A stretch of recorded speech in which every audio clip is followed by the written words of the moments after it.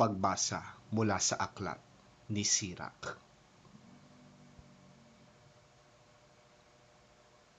Para nang nag-alay ng maraming handog ang sumusunod sa kautusan, sapagkat ang sumusunod sa mga utos ay para nang nag-alay ng mga handog na pangkapayapaan. Ang tumatanaw ng utang na loob ay para nang naghandog ng mainam na harina, at ang nagkakawang gawa ay para nang nag-alay ng handog ng pasasalamat. Umiwas ka sa masama at kaluludan ka ng Panginoon. Mag-ingat kang huwag makaapi, at para ka nang nagbayad puri para sa iyong sala. Huwag kang haharap sa Panginoon nang walang dalang anuman, sapagkat ang paghahandog na ito ay itinatagubilin ng kautusan. Kapag ang taong matuwid ay nag-alay ng kanyang handog, ang bango ng taba na sinusunog sa dambana ay pumapainan lang hanggang sa luklukan ng kataas-taasan. Kinalulugdan ng Panginoon ang handog sa kanya ng taong matuwid. Ito'y isang alaala na hindi niya malilimutan. Parangalan mo ang Panginoon ng buong katapatan, at huwag mong panghinayangan ang mga unang bungang inihahandog mo sa Kanya. Ialay mo ang iyong handog ng may ngiti sa mga labi, at magbigay ka ng 10 bahagi ng may galak sa puso. Maghandog ka sa Panginoon ng buong puso. Maging bukas palad ka sa Kanya, gaya ng ginawa niya sa iyo. Ang Panginoon ay masagana kung gumanti. Gagantihan ka niya ng 7 beses. Huwag mong susuhulan ang Panginoon, sapagkat di siya tumatanggap ng suhol.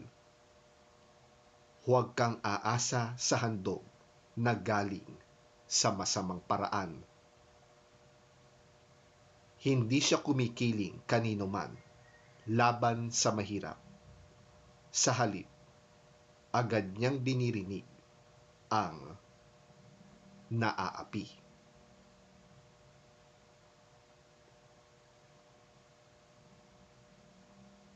Ang salita ng Diyos. Salamat sa Diyos.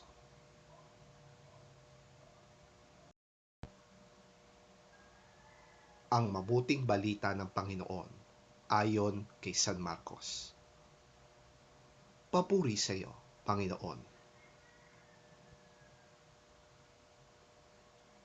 At nagsalita si Pedro.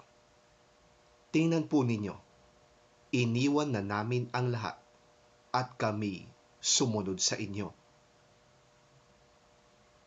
Sumagot si Jesus, tandaan ninyo, ang sinumang nag-iwan ng kanyang tahanan o mga kapatid, mga magulang, mga anak, mga lupain, dahil sa akin at sa magandang balita, ay tatanggap sa buhay na ito ng 100 ulit pa ng mga yon.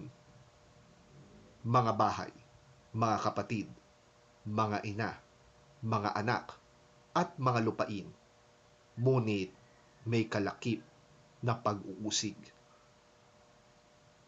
At sa panahong darating, magtatamo siya ng buhay na walang hanggan. Ngunit maraming nauuna na mahuhuli, at maraming nahuhuli ang mauuna.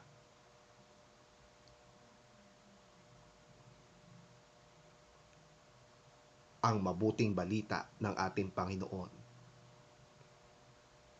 Pinupuri ka namin, Panginoong Hesukristo.